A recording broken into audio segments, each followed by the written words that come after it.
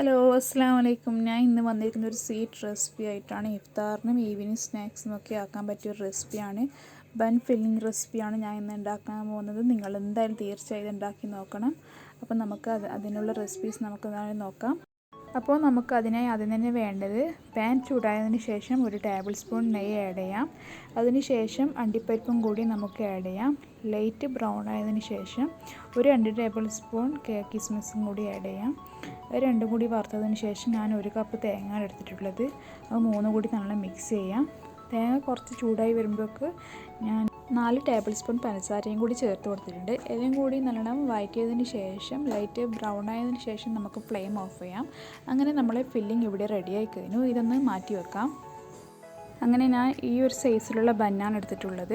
നമുക്ക് ഈ ബന്നിൻ്റെ അടിഭാഗം 4ആയി കട്ട് ചെയ്തതിന് ശേഷം ഒരു സ്ക്വയർ ടൈപ്പിലാണ് നിങ്ങൾ കട്ട് ചെയ്ത് മാറ്റി വെക്കേണ്ടത്. അതിനുശേഷം ബന്നിൻ്റെ ഉള്ളിലുള്ള ആ ചോറ് ഭാഗം നിങ്ങൾ എന്തായാലും എടുത്ത് മാറ്റി വെക്കണം. ലാസ്റ്റ് നമുക്ക് ഫില്ലിംഗ് ചെയ്തതിന് ശേഷം ഒട്ടിക്കാനുള്ളതാണ്.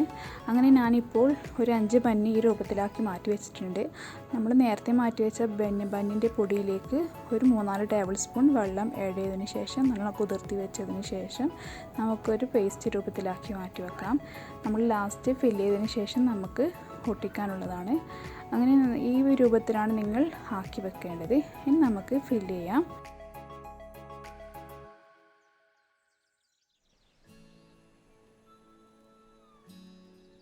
അങ്ങനെ നമ്മുടെ ബന്നിൻ്റെ ഫില്ലിംഗ് ഇവിടെ റെഡിയായി കഴിഞ്ഞു. നമ്മൾ നേരത്തെ റിമൂവ് ചെയ്ത ഭാഗം ഒട്ടിച്ചെടുക്കാം.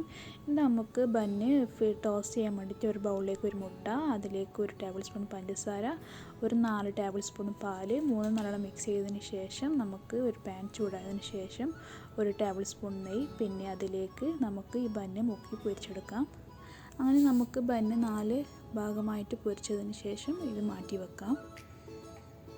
നിങ്ങൾ എന്തായാലും ഈ റെസിപ്പി ട്രൈ ചെയ്ത് നോക്കണം.